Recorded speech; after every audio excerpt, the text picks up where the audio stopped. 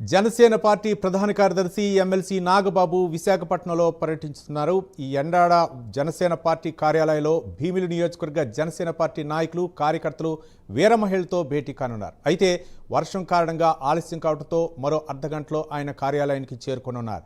అనంతరం నాయకులు కార్యకర్తలతో భేటీ కానున్నారు. ఎమ్మెల్సీ నాగబాబు విశాఖ పర్యటనపై మరింత సమాచారం మా కరెస్పాండెంట్ సతీష్ ఫోన్ లైన్లో అందిస్తారు. సతీష్, రవి, ఎమ్మెల్సీ అయిన తర్వాత కొరదెల నాగబాబు ప్రధానంగా ఇక్కడికి రావడం జరిగింది. మొదటిసారి ఇక్కడ రావడంతో కార్యకర్తలందరూ కూడా వర్షం పడుతున్నప్పటికీ భారీ సంఖ్యలో ఇక్కడ పాల్గొన్నారని చెప్పాలి. అయితే ఉత్తరాంధ్రకి జనసేనకి చాలా అనుభవ సంబంధం ఉందని చెప్పుకోవాలి. ఎందుకంటే పవన్ కళ్యాణ్ కూడా ఉత్తరాంధ్ర యొక్క ప్రాబ్లమ్స్ నేను ప్రధానంగా ఆయన తీసుకొని ఎటువంటి కార్యక్రమాలు ఇక్కడి నుంచి మొదలు పెడుతూ ఉంటారు. గతంలో కూడా నాగబాబు గారు అనకాపల్లి నుంచి ఎంపీగా పోటీ చేసే అవకాశాలు ఉన్నాయి. అయితే కూటమి ఏర్పడటంతో సీఎం రమేష్ కి ఎంపీగా ఇవ్వడంతో ఆ తర్వాత ఆయనకి వాగ్దానం చేసినట్టు ఎమ్మెల్సీ పదవిని అయితే మనం ఇవ్వడం జరిగింది. ఎమ్మెల్సీ అయిన తర్వాత మొదటిసారిగా ఇక్కడ రావడంతో కార్యకర్తలందరూ ఇక్కడ అందరూ చేరుకున్నారు. వర్షం కారణంగా ఇప్పుడే ఆయన పార్టీ కార్యాలయానికి చేరుకున్నారు. అయితే ఇది పార్టీకి సంబంధించిన క్యాంప్ కాదు, నేను పర్సనల్ గా క్యాంప్ వచ్చాను, కేవలం కార్యకర్తలను ఇక్కడ కలవడానికి వచ్చాను అంటూ కూడాను మీడియా కూడా అవకాశం కల్పించలేదు.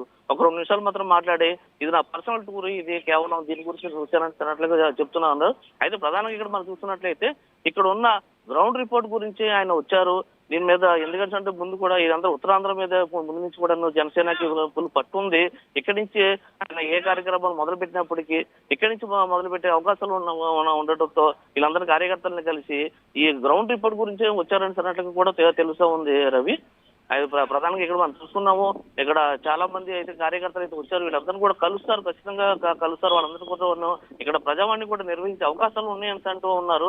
కాకపోతే కేవలం ఓన్లీ కార్యకర్తలను, బయట పబ్లిక్ అయితే ఇక్కడ లేదు, కార్యకర్తల్ని మహిళలను ఇక్కడ ఉన్న నాయకులను మాత్రమే కలుస్తున్నారు. అది కూడా ఓన్లీ భీమిలి నియోజకవర్గం వారిని ఇక్కడ పిలవడం జరిగింది.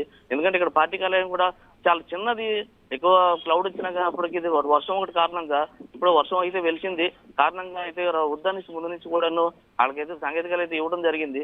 ప్రధానంగా అయితే ఇప్పుడు పార్టీ కార్యాలయంలో ఉన్నారు. ఒకరినొకరిని ఉన్న దిగువ స్థాయి నాయకుల్ని, బూత్ స్థాయి నాయకుల్ని అందరినీ కూడా ఒకరినొకరు కలుస్తారు, మీ వినపాలని వింటారు. ఇక్కడ నుంచి అయితే కార్యకలాపాలు ఇక్కడ అంటే గ్రౌండ్ రిపోర్ట్ ఎలాగుంది ఏంటని సమయం కూడా చూసే అవకాశాలు ఉన్నాయి. అయితే ప్రధానంగా ఇక్కడ మనం చూసుకోవాల్సింటే రేపు 19వ తారీఖున డిప్యూటీ మేయర్ పదవిపై కూడా ఏమైనా కీలక ఏమైనా సంభాషణ దొరుకుతాయా ఏంటి? ఎందుకంటే మేయర్ పదవి అయితే టీడీపీకి పేలా శ్రీనివాస్కి ఇవ్వడం జరిగింది. అయితే deputy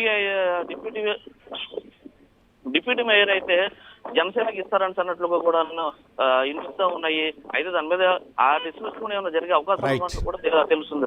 right, thank you Satish.